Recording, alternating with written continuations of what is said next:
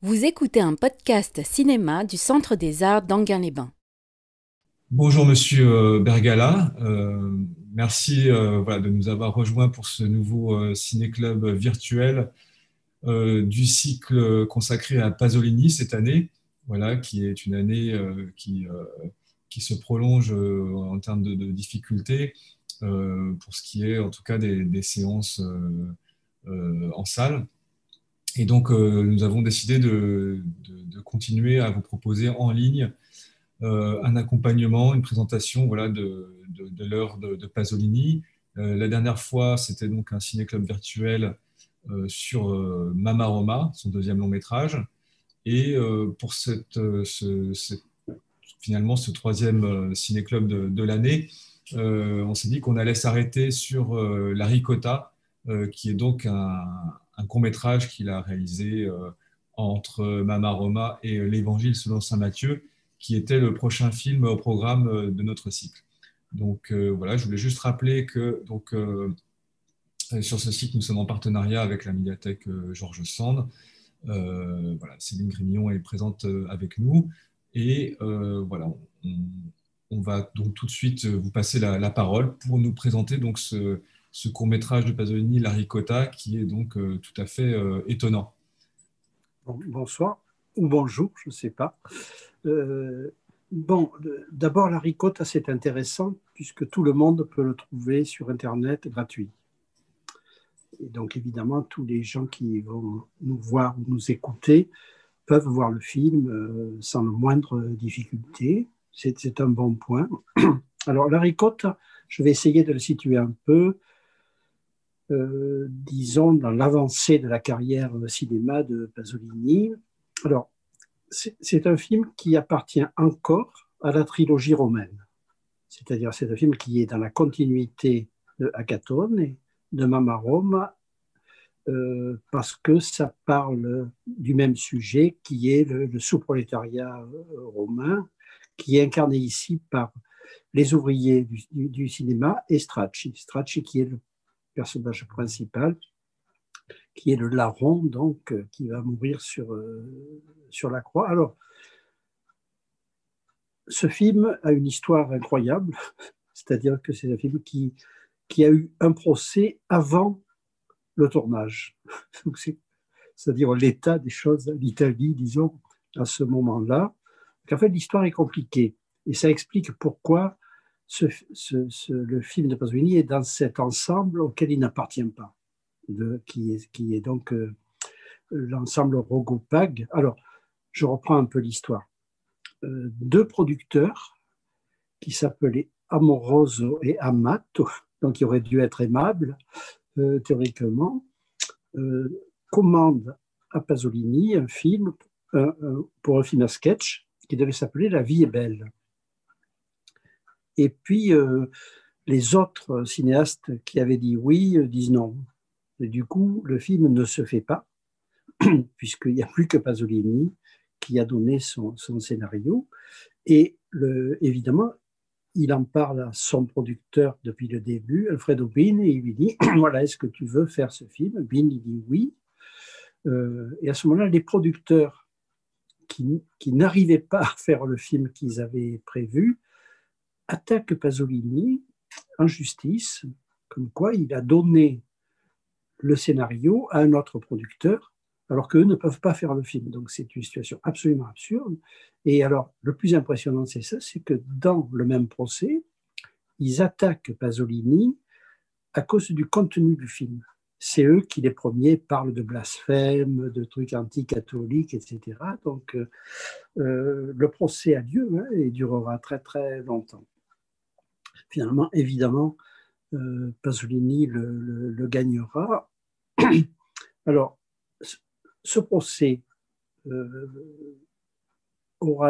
durera 6 ans de procédure en Italie. C'est-à-dire que Pasolini, toutes les semaines, il allait au palais de justice à peu près, avant qu'il le gagne.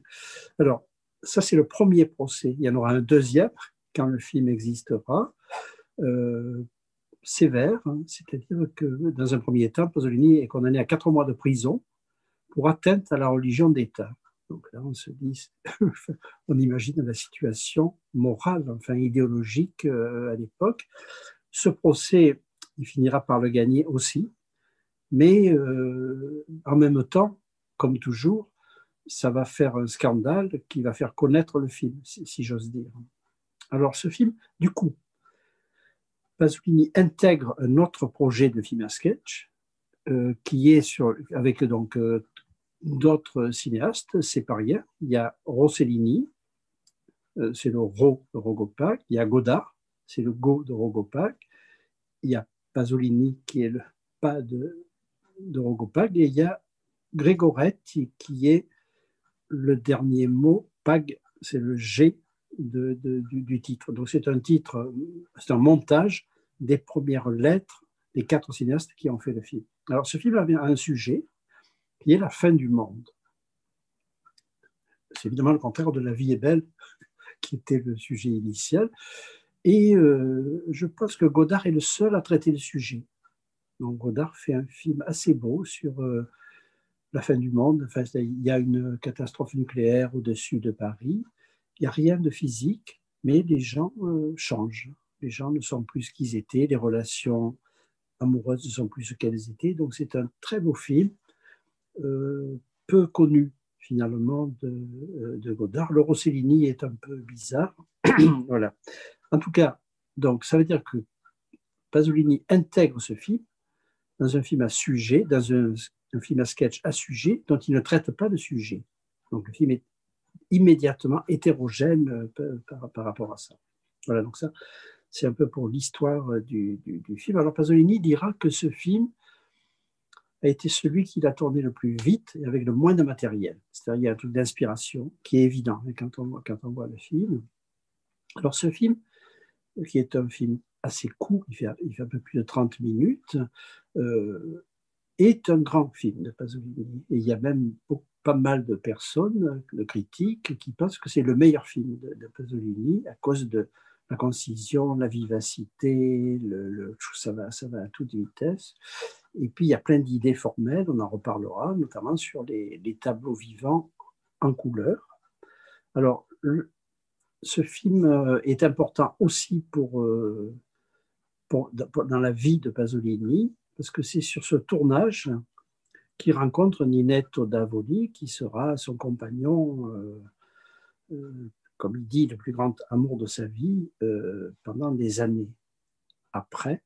Donc Ninetto vient sur le tournage parce que son frère fait partie de l'équipe de décoration, son frère, qui est menuisier, et là il rencontre Pasolini, et la rencontre est absolument décisive dans la vie de Pasolini. Quand il a des crises, quand il déprime, etc., c'est souvent par rapport à sa relation avec Ninetto. Donc Ninetto arrive, j'ai envie de dire, sur le plateau de ce film. Alors, dans ce film, il y a un deuxième personnage qui est très important dans la vie de Pasolini, c'est Laura Betti. Laura Betti, c'est celle qui fait la star, qui a le chien, qui est une espèce de petit tyran d'actrice. Laura Betti, ça a été peut-être la deuxième personne la plus importante du point de vue sentimental dans la vie de Pasolini. Donc il l'a rencontrée quelques années avant. Elle est chanteuse et c'est une femme extrêmement militante, anarchiste, provocante. Et Pasolini va la faire beaucoup travailler, parce qu'il va lui écrire des chansons, il va la faire tourner dans plusieurs de ses films, et il va avoir avec elle une relation très importante, sauf que évidemment elle n'est pas sexuelle. Et dans une lettre à Godard, Pasolini dit « c'est ma femme non charnelle, mais c'est ma femme ». C'est-à-dire, si vous voulez, bon, il y aura un peu la calasse, mais ça sera plus court après, qui sera sur le même régime. Alors là, Rabetti, la relation est, par moments, Pasolini habitait chez Laura Betti. C'est-à-dire que c'était une relation de couple, d'une certaine façon, évidemment avec pas mal d'étincelles par rapport à leurs deux caractères, mais enfin, ça veut dire que ces deux rencontres se passent sur ce film-là. Alors, Ninette, on ne le voit pas dans le film, hein, il va apparaître après. Son premier rôle, ça sera dans l'Évangile, où il fait un ange comme ça, voilà. Alors, ce film, il y a quand même une grosse différence avec les autres films de la trilogie, qui est que dans la trilogie, tout le film est vu par les personnages prolétaires, sous-prolétaires. Ici, non. C'est-à-dire tout le film n'est pas vu par Strachey. Le film est vu aussi par le cinéaste, c'est-à-dire Orson Welles. Donc, dans ce film, il n'y a pas que le sous-prolétariat, il y a aussi des autres classes de la société dans le microcosme qui est un tournage de film. Bon, on en parle après de tout ça. Alors, merci pour cette introduction. Je voulais juste rappeler donc, aux internautes que nous allons poster cette vidéo donc, sur une page dédiée au film et qu'on mettra en fait des liens pour pouvoir visionner le film en VOD et éventuellement l'acheter en DVD, même si, comme vous l'avez dit, effectivement, il est disponible aussi sur YouTube. Voilà. Écoutez, je vous remercie et puis donc on va se retrouver tout de suite donc, dans une deuxième vidéo pour l'analyse proprement dite. Là, donc je reviens sur ce que je disais lors de la présentation, c'est-à-dire que ce film, pour Pasolini, est une étape importante. C'est-à-dire que les deux premiers films sont sur le même régime.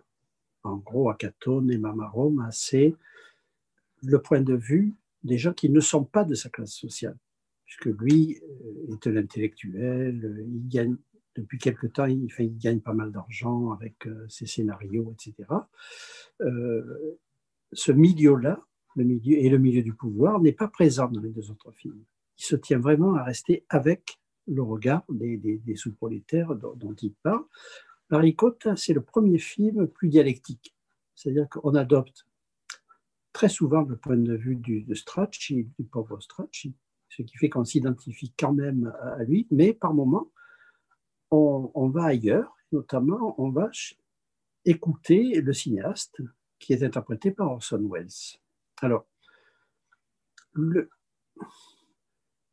en fait, l'idée que le film se passe sur un tournage est évidemment passionnante pour Pasolini, puisque un tournage, finalement, c'est comme un modèle réduit de la société italienne. Il peut dire en 30 minutes tout ce qu'il pense de la société italienne. Et donc, bon, le film est très beau sur ça, c'est-à-dire il y a des séquences qui sont consacrées au prolo, quoi, les machinistes, etc. Et le peuple, dans ce film, est plutôt très heureux. Et notamment, il danse sur des twists pendant les pauses, etc. Il y a un côté un petit peu... Pour Pasolini, c'est ça le vrai monde. Enfin, ce qu'il aime à Rome, c'est ça, c'est-à-dire les types qui dansent entre eux comme ça.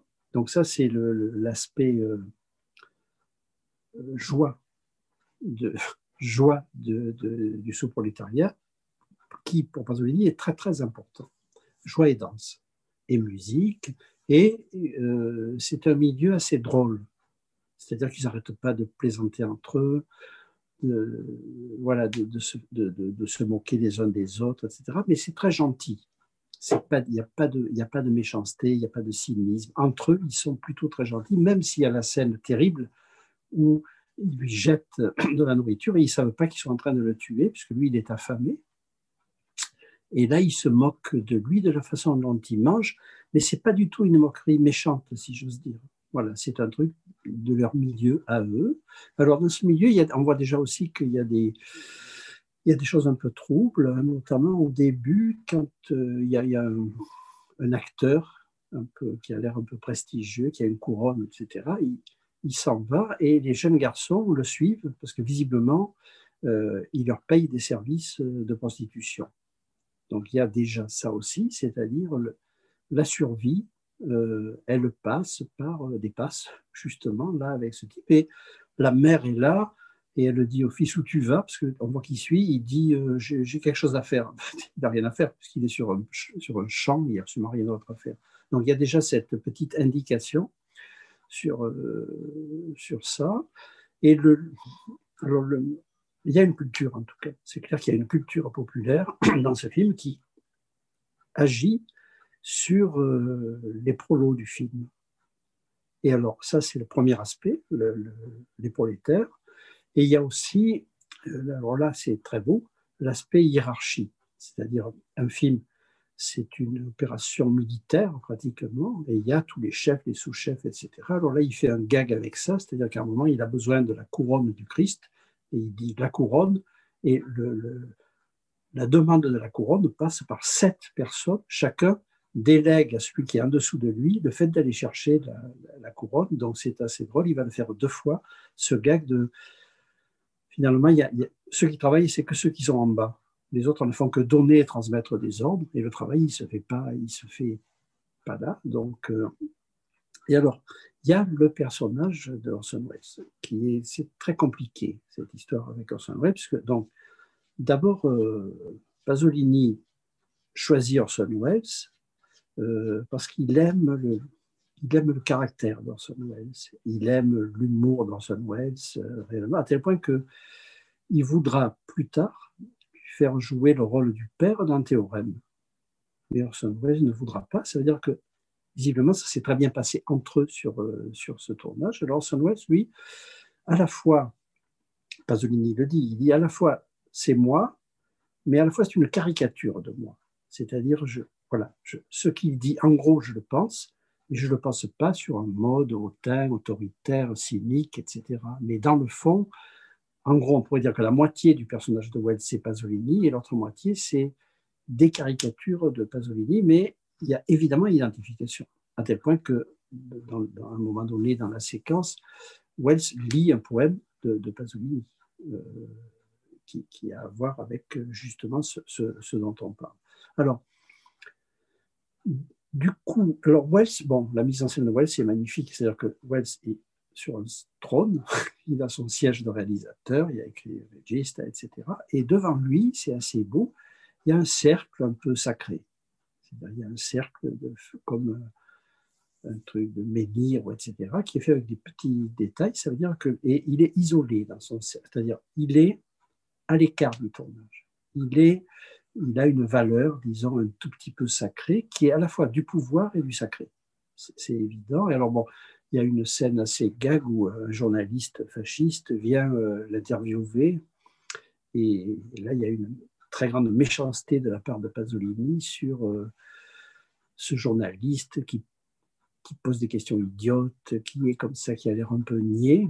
Et à la fin, Welles lui dit vous êtes qu'un qualunquiste, c'est-à-dire vous êtes que homme banal, ordinaire, enfin, je ne sais pas le mot juste, qualunquisme, c'est, pour Pasolini, c'était l'horreur, c'est-à-dire les gens qui sont dans la convention de tout, les gens qui se révoltent pour rien, etc. Donc oui, alors qu'il est journaliste, il est visiblement comme ça, et donc là, il y va fort, il dit fasciste, etc. Enfin, tu bête, etc. Donc il massacre le journaliste, qui représente dans ce film les journalistes. Donc, même si Pasolini a eu des très bons rapports et que lui-même était journaliste, si vous voulez, donc il y a ça dans le rapport. Alors, sur l'histoire de Welles, si vous voulez, ce qui est très pasolinien dans son discours, c'est qu'à la fois, il se revendique comme communiste et comme catholique dans ce qu'il dit aux journalistes. Et en fait, c'est le moment où Pasolini réfléchit beaucoup à ces questions, parce qu'il se considère, lui, comme ex-communiste, encore un peu communiste, et toujours catholique, par culture, et par amour du sacré, etc. Donc là, Welles lui ressemble. Ce qu'il n'aime pas dans le personnage de Welles, qui est un peu le sien, c'est le cynisme. Et il dit c'est un metteur en scène cynique et esthétisant, desséché sentimentalement, qui représente l'évangile selon un mode improductif, faux et insincère. C'est-à-dire que alors ça c'est passionnant parce que comme les années ont passé, les gens qui voient la ricotta aujourd'hui se disent ah qu'est-ce que c'est bien les tableaux vivants en couleur, Pontormo, etc. Et pour Pasolini, faire ça, c'était improductif, faux et insincère. C'est-à-dire qu'il le fait en disant, mais immédiatement après, il dit je montre ce qu'il ne faut pas faire. Donc c'est passionnant, et en plus quand on voit le film, c'est beau. C'est-à-dire que ce qu'on voit sur les tableaux vivants, ça ne ressemble pas à une critique, ça ne ressemble pas à une charge. On se dit, et on aime ça. Voilà. Donc, Pasolini dit, c'est pour ça qu'il le tourne soi-disant en technicolor, pour dire l'évangile en technicolor, ça serait l'horreur. Même si c'est des tableaux, il est contre ça. Et d'ailleurs, quand il va tourner l'évangile, il va le faire évidemment en noir et blanc et surtout en gris, d'une certaine façon. Alors, du coup, ça m'amène à parler des tableaux vivants, les fameux tableaux vivants. Donc, Pasolini fait un truc très net, c'est-à-dire qu'on ne peut pas croire une seconde quand Wells dirige les tableaux vivants que c'est sur le même espace, puisque c'est un studio. Et on voit bien que c'est un espace clos, il n'y a rien derrière. Donc, il joue très nettement la coupure entre la réalité du tournage, donc la vie de Strachey, puisque le sujet principal, c'est Strachey, et puis le monde un petit peu comme ça, esthétisant de Wells. Donc, il se situe entre les deux. Alors, et en même temps, si vous voulez, les tableaux que Pasolini copie, si j'ose dire, ces deux dépositions de Rosso Fiorentino et de Pontormo, qui sont des peintres que Pasolini adore, des peintres maniéristes, parce que Pasolini a toujours eu beaucoup de goût, enfin, pour le maniérisme, peut-être parce que ça lui ressemble, lui aussi, par certains aspects, est maniériste.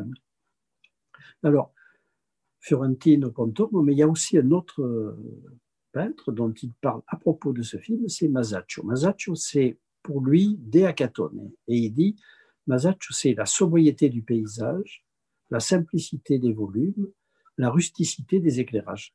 C'est-à-dire, voilà. Donc là, sur les scènes en noir et blanc, c'est Masaccio, qui est le grand amour pictural de Pasolini, et qui est pur et dur. C'est-à-dire, Masaccio n'est pas du tout du côté, disons, de ceux qui viennent après et qui sont un peu maniéristes.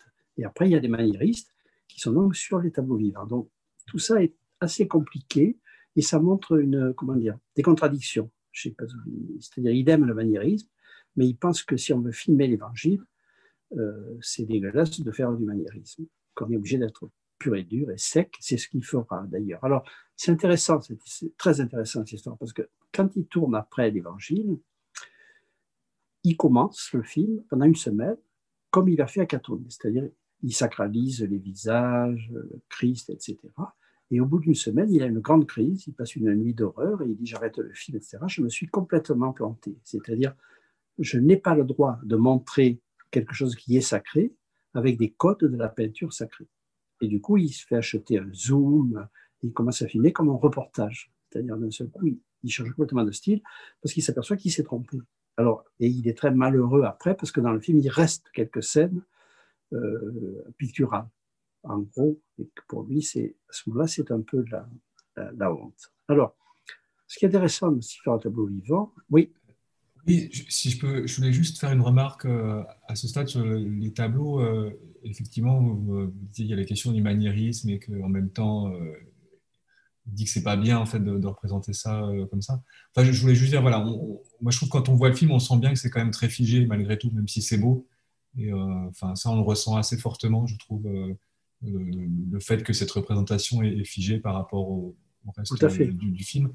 Et je voulais juste poser une question sur le fait que dans le Decameron, que bon, j'espère qu'on pourra faire un ciné-club sur le Decameron cette année, et il me semble qu'il y a je crois que, je sais plus si c'est en rêve, mais il me semble qu'il y a des reconstitutions de tableaux en couleur. Oui. Et pour le coup, je sais, est-ce que vous pouvez peut-être brièvement faire un lien avec ça, puisqu'il a, il a remis en scène des tableaux de type religieux Oui, plus tard finalement. Voilà. c'est une toute autre époque de son D'accord. avancée dans le cinéma. Et c'est vrai que des principes qu'il a à ce moment-là, il débute quand il fait ça. Je veux dire, ça fait 3 ans qu'il fait des films. Après, il va effectivement revenir sur ça et le faire autrement, tout simplement. Je veux dire, c'est pas. Et puis, l'erronement, ça n'a jamais fait peur à Pasolini. Il a fait ça toute sa vie. C'est-à-dire, il dit voilà, il ne faut pas faire ça, etc. 2 ans après, il dit je renie ce que j'ai dit.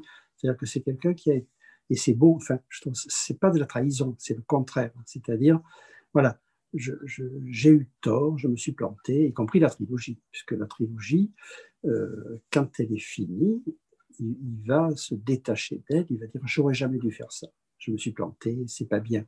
Donc, c'est son autocritique permanente et son évolution permanente. On est quelqu'un qui évolue vraiment sans cesse, il a des points très fixes, mais le reste, il est toujours prêt, disons, à remettre en cause ce qu'il a dit et ce qu'il a fait. Et moi, j'aime beaucoup ça. C'est-à-dire, c'est pas un intellectuel qui a son petit capital d'idées et qui va les gérer toute sa vie. Au contraire, il va sans arrêt bouger. Donc, c'est pareil un peu sur l'esthétique, même si, pour moi, si vous voulez, la trilogie, cinématographiquement, ça m'émeut moins que les premiers films. Mais je pense que je ne suis pas le seul, en gros. C'est-à-dire qu'il y a un côté parfois un peu facile, j'ai envie de dire. Il n'y a pas l'âpreté des premiers films, qui est quelque chose, pour moi, de très, très touchant dans cette époque-là. En tout cas, donc, il assume quelque chose qui est très important dans le cinéma moderne, c'est l'hétérogène des matériaux. C'est-à-dire pellicule couleur, pellicule grise, tableau, représenter un tableau vivant, et puis parce qu'en même temps, Strachey, il meurt sur la croix. Je veux dire que la déposition, elle se passe à la fois dans l'imaginaire des tableaux de la Renaissance et elle se passe en vrai. Et là, il filme absolument pas pareil. C'est aussi une façon de dire, voilà, j'aime ça en tant que peinture, mais je ne m'autorise pas à filmer la vraie mort de Strachey comme ça.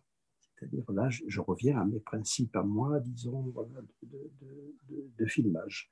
Alors, cette histoire, il y a une chose qui m'a toujours beaucoup amusé, c'est que, évidemment, Godard a vu ce film, puisque ce film était dans le même film que le sien, dans Rogopag. Et alors, c'est incroyable ce qui est passé de ce film à Godard. Alors, il y a deux choses alors absolument visibles et incroyables. Dans Week-end, par exemple, à un moment, ils sont dans une voiture de sport, ils descendent et il y a un Christ, tout en rouge, etc., il va dans un champ où il y a des caisses de voitures.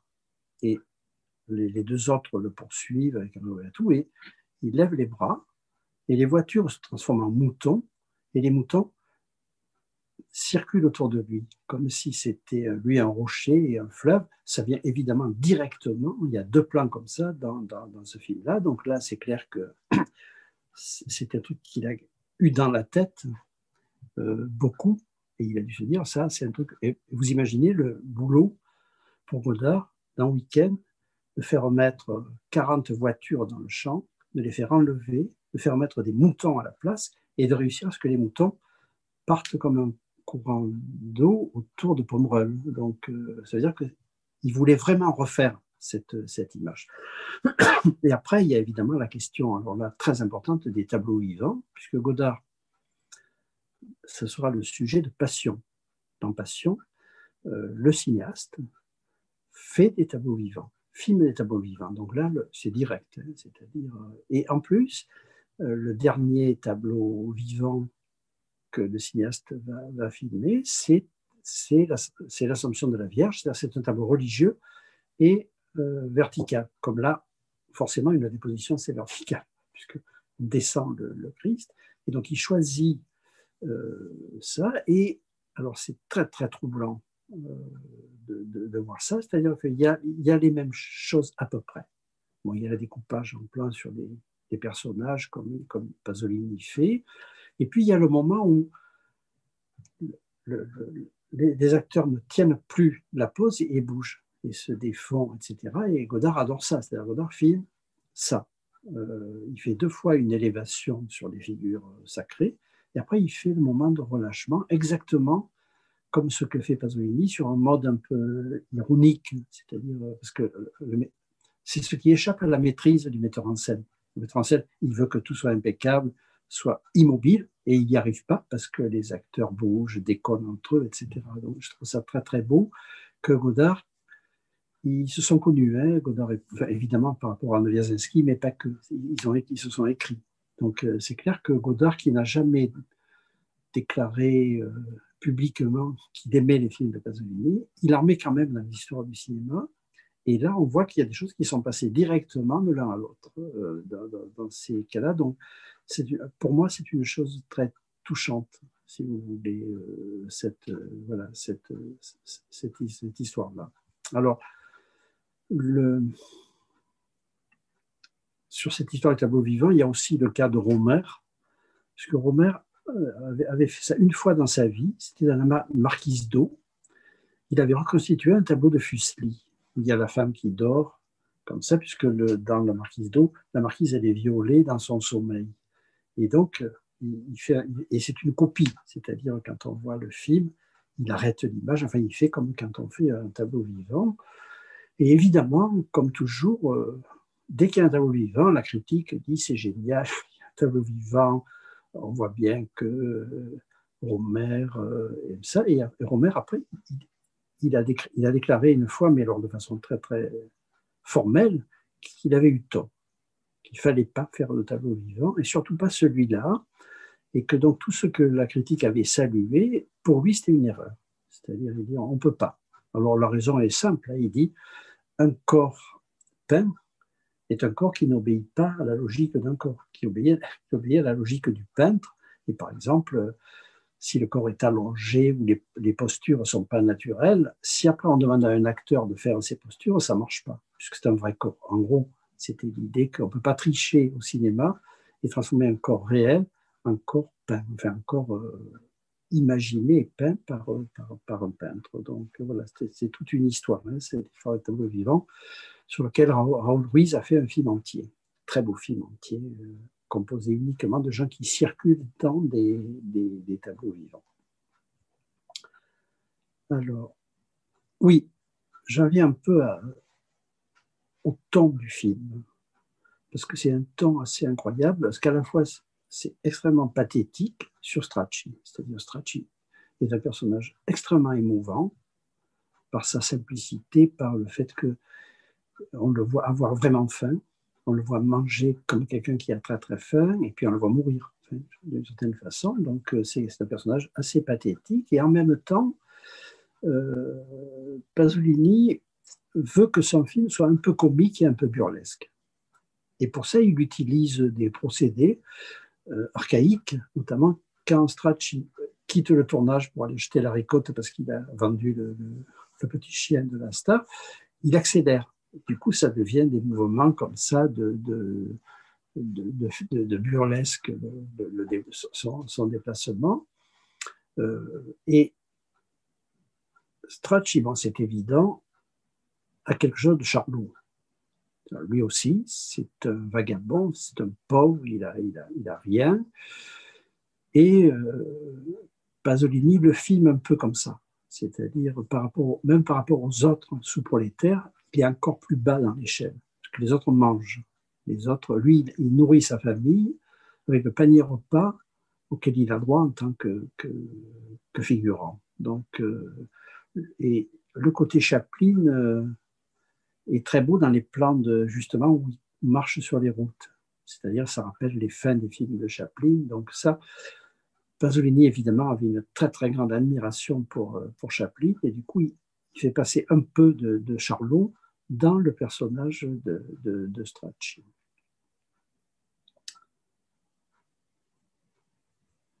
Alors...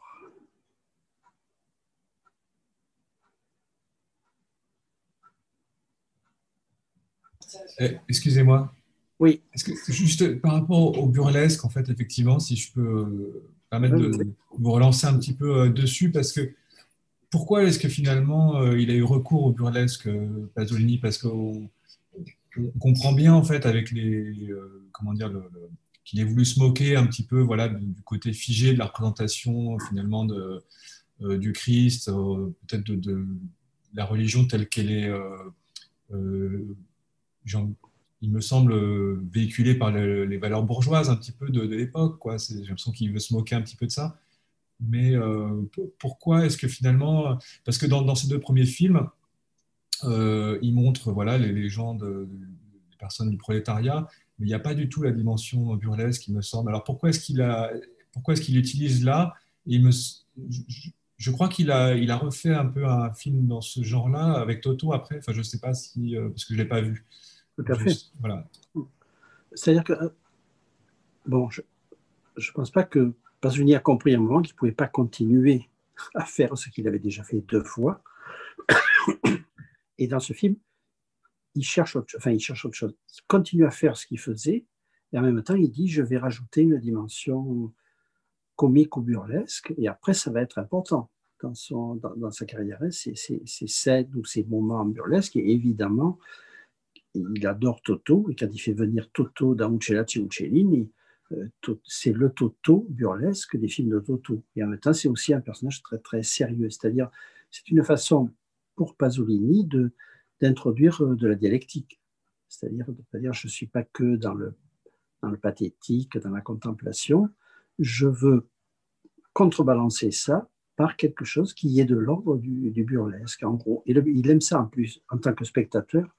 Il aime le burlesque, forcément, parce que c'est une forme archaïque, qui est aussi bien théâtrale, etc. Donc ça fait partie de son univers, enfin. Sauf que jusque-là, il n'a pas osé. Et là, il ose dans ce film-là, et après, ça ouvre la voie, effectivement, à d'autres films où les personnages vont jouer de façon plus burlesque. À partir de ce moment-là, il s'autorise à ça. C'est intéressant, réellement passionnant, La Ricotta, parce que ça conclut certaines choses et ça en ouvre d'autres, mais il y a les deux. Il y a les deux. Et alors, sur l'histoire de la société italienne, il y a aussi l'idée géniale de tourner la scène de la mort du Christ et faire monter sur la colline, donc, qui est Golgotha, tous les financeurs, la presse, les gens de pouvoir. C'est-à-dire que il fait monter le contraire de la scène qu'il est en train de filmer, et Wells est très complaisant. Wells, il est là, il les accueille, parce qu'évidemment, c'est eux qui payent le film, et il dit d'ailleurs aux journalistes, il dit, celui qui paye ton journal, c'est celui qui paye mon film. Jean Pasolini, il voit les connexions, disons, de pouvoir. Donc là, il filme les gens de pouvoir, et il filme les gens en représentation, c'est-à-dire ces gens qui viennent. Alors, ce qui est très drôle, évidemment, c'est qu'il met le buffet sous les croix. C'est-à-dire que quand Strachey meurt, ils sont tous en train de boire parce qu'ils ont été invités par la production sur le tournage du film. Donc, c'est une idée magnifique, enfin pour moi, je trouve. C'est-à-dire on est dans le milieu du tournage, on connaît tous les personnages du tournage, et du coup, il fait venir le hors-champ. C'est-à-dire les gens de pouvoir, les gens qui payent, les journalistes, la presse, etc. C'est-à-dire, il dit, ce que vous voyez, ça, c'est le tournage, mais derrière, il y a tout ça. Et du coup, je vais les faire venir sur scène, et il les fait vraiment venir sur scène. Et là, il y a évidemment l'influence de Fellini. C'est-à-dire que quand il fait cette espèce de portrait de groupe sur fond de ciel, etc., c'est évident qu'il pense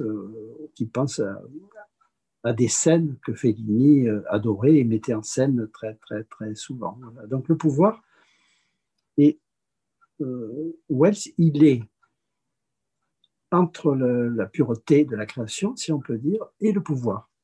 Et on voit qu'il est très hypocrite par rapport à ça, et il est entre les deux, voilà, comme tout cinéaste, et comme Pasolini devait se sentir un peu aussi, c'est-à-dire la sincérité du travail, mais la compromission de ceux qui, même si Pasolini, par rapport à ça, il a eu beaucoup de chance, il est tombé sur un producteur génial qui l'a suivi toute sa vie dans tous ses films. Du coup, les relations de production, elles étaient faciles. Il n'a jamais eu à se battre pour quoi que ce soit. Et comme ses films faisaient du bruit, etc., et même avaient des succès, des demi-succès, il n'a jamais eu de mal réellement pour monter un film, y compris Salo, parce que produire Salo, ça paraît invraisemblable de raconter ce film à un producteur et de dire voilà ce que je veux faire, tout producteur part en courant. Enfin, quand il voit ça. Donc,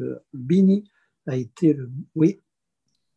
Justement, par rapport à ça, moi, en regardant la Ricotta, justement, j'étais un peu surpris en fait du choix d'Orson Welles parce que vous avez bien expliqué qu'effectivement c'est une représentation de Pasolini, il y a de l'autodérision, de la caricature, mais c'est vrai que moi en tant que cinéphile, c'est vrai que j'avais toujours perçu Welles comme effectivement quelqu'un qui était, comme vous dites, à la fois toujours en fait en conflit avec ses producteurs, en même temps extrêmement mégalo, très exigeant, etc.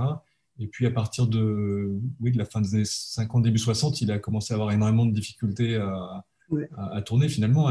Voilà, et c'est pour ça que finalement j'étais étonné qu'il l'ait choisi lui en fait pour le représenter, parce que Pasolini pour moi n'avait pas cette image du tout effectivement que véhicule Wells en fait. Donc, Wells a une image publique comme ça, de quelqu'un voilà, d'autoritaire, de sombre, etc. Et en fait, c'est pas vrai.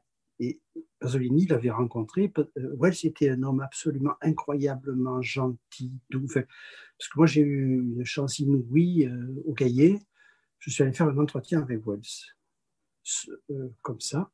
Et j'étais dans le plus mauvais état de ma vie en tant que journaliste. Pour moi, c'était impensable que je parle à Wells, etc. Et donc, j'y suis arrivé vraiment mal en point.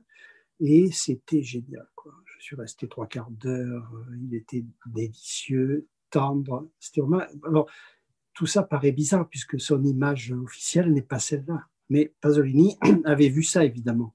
Il avait vu que c'était quelqu'un qui, d'une certaine façon, lui ressemblait sur la douceur, etc. Donc, Pasolini avait séparé l'image officielle, enfin au public, et puis ce qui était réellement Orson Welles, quoi. Donc, et il a été content, Pasolini, de faire tourner Wells, tout simplement.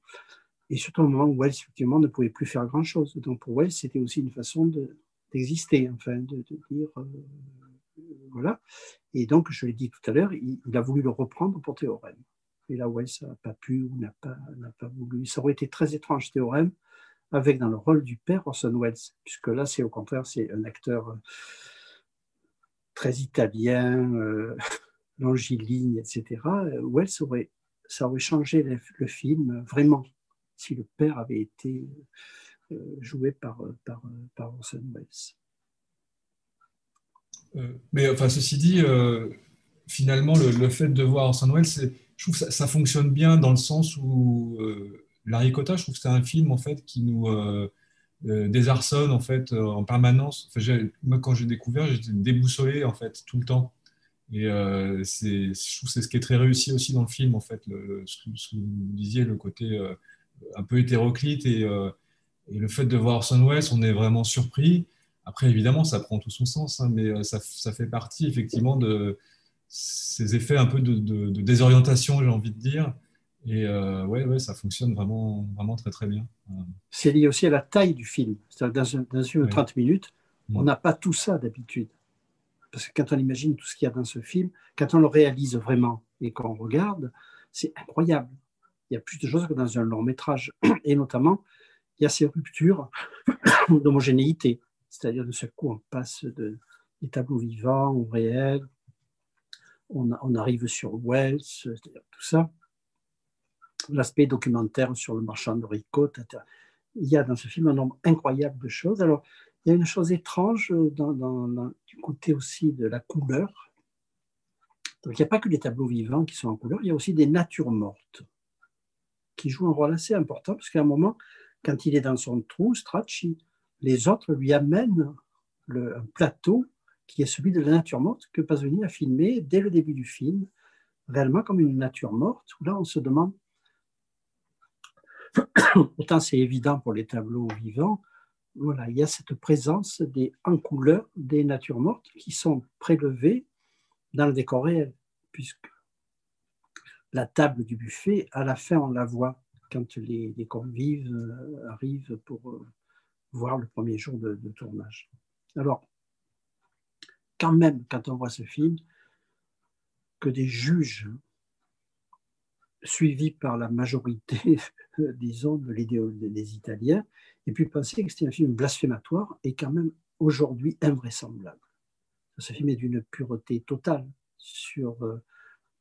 parce qu'en fait, on disait que ce qui était blasphématoire, c'est de faire mourir un homme du peuple à la place du Christ. Un truc complètement de taper, quoi, aveuglement politique et idéologique. Or, ce film est sur la question de l'évangile est d'une absolue pureté. Enfin, pour moi, en tout cas, est d'une absolue pureté. C'est-à-dire que c'est vrai que le Christ aujourd'hui, ressemblerait plus à Strachey que je ne sais quelle figure, disons, plus représentative de tout ça. Donc là, c'est aveuglement et surtout haine de Pasolini. Pasolini, quand il montre la ricotta, il a déjà un lourd passif judiciaire à cause de ses romans, et du coup, dès qu'il fait quelque chose, toute la société se retourne contre lui et le condamne.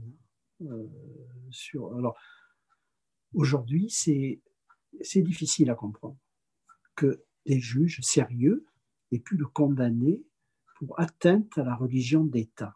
Donc là, tout est confus. C'est-à-dire en quoi ce film atteint la religion et en quoi ce film atteint la religion d'État. Donc ils ont vu dans ce film des horreurs qui n'existent pas. Enfin, honnêtement, personne ne peut voir ça aujourd'hui, de penser que c'est un film, c'est la même histoire que Godard et Je vous salue Marie. Oui, la question du scandale, c'est vrai qu'aujourd'hui, en fait, aussi, on a un rapport en fait à la religion catholique, je pense, en France notamment, en fait, qui fait on est beaucoup plus détaché en fait de tout ça.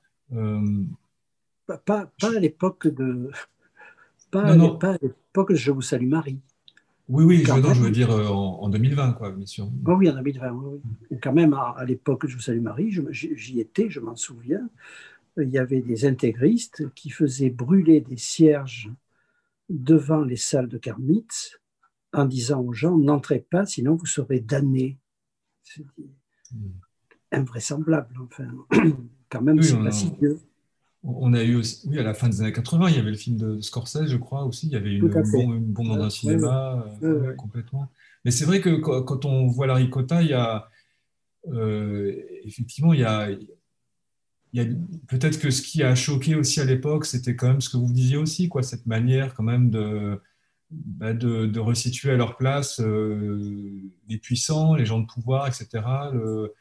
Comment dire, l'hypocrisie, enfin le fait de faire jouer le Christ par quelqu'un qui n'est plus du tout pauvre, qui n'est plus enfin, qui en fait n'appartient pas du tout, comment dire, à ce qu'il représentait à l'époque. Enfin, finalement, c'est avec ce film-là, enfin, je sais pas, c'est peut-être pas la bonne expression, mais il remet un peu les choses à leur place quelque part, en Tout à fait. fait. C'est un Et révélateur. voilà. Et je trouve que ça fonctionne toujours aujourd'hui, il me semble, Tout parce à fait. que de toute façon, il y a encore aujourd'hui des problèmes de classe, comment dire, de pouvoir, de domination, etc. Et ça Et, non. fonctionne complètement, quoi, je trouve. Et notamment sur les rapports du monde de l'argent et du monde du cinéma. Oui, Les tout à rapports. fait. Et bon, je trouve génial dans le film, il dit déjà au journaliste, ton patron, c'est le mien. C'est-à-dire une espèce comme ça de capitalisme où effectivement le type il tient les journaux et la radio, enfin et le cinéma, c'est-à-dire il tient tous les médias. Alors, ce qui est intéressant quand même, c'est que il a dû quand même changer deux ou trois choses dans le film, Pasolini, et notamment là, ça relève de Kafka. À un moment, un personnage, West dit enlever les croix, c'est-à-dire la scène est finie, enlever les croix.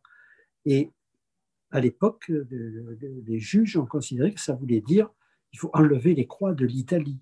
C'est-à-dire, cette chose qui était totalement factuelle et normale est devenue, vous voyez, il veut détruire les croix du catholicisme, donc ça fait un peu peur. Et à la fin, il y a aussi eu un changement sur quand Wells dit les derniers mots qu'il dit, il a fallu qu'il meure pour qu'on voit qu'il existe, enfin un truc comme ça. En réalité, il y avait un jeu de mots et Pasolini disait il a fallu qu'il meure sur la croix pour faire sa révolution, au sens comme ça. Et alors là, tout le monde s'est déchaîné contre cette phrase et il a été obligé de la changer. Alors sur Wells, c'est ce que j'ai oublié de dire parce que ça m'a, en le revoyant le film hier, ça m'a impressionné. Wells, quand il parle italien et qu'il est doublé, il parle vraiment italien. C'est-à-dire que si on regarde sa bouche, s'il ne parle pas en anglais, il ne parle pas en français, il parle vraiment italien. Si on regarde ses lèvres et sa langue, il dit en italien les mots qu'on entend dans le film. Donc c'est assez. Alors qu'il allait être doublé. En tout cas, il y a une espèce de.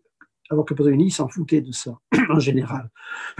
Mais là, c'est Wells qui a dû dire, non, non, je veux vraiment prononcer les mots italiens. Il a dû les apprendre par cœur et les dire. C'est quand même beau. Enfin, je trouve ça assez beau de la part de Wells d'avoir cette espèce de rigueur professionnelle, enfin, sur le doublage.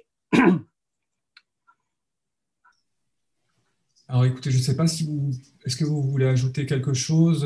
Je crois qu'on n'a pas d'autres questions de notre côté. Non, peut-être que ça serait intéressant, évidemment, de voir après l'Évangile. Alors, justement, je vais donc inviter nos internautes et spectateurs. Alors, une petite coupure. Voilà, je reprends juste. Donc, pour conclure, donc, je voulais inviter les internautes et donc nos spectateurs, et j'espère qu'on reprendra bientôt nos séances, à suivre soit le prochain ciné-club virtuel, soit le prochain ciné-club réel en salle, donc qu'on consacrera à l'Évangile selon saint Matthieu. Donc voilà, Alain Bargala, merci beaucoup. Et donc, on n'a plus qu'à recommander aux gens de manger de la ricotta. Voilà, Voilà. la prochaine fois. Qui est très bon fromage. Voilà. En tout cas, merci. J'espère effectivement que cette fois, ce sera en vrai dans la salle. La prochaine. À bientôt. À bientôt.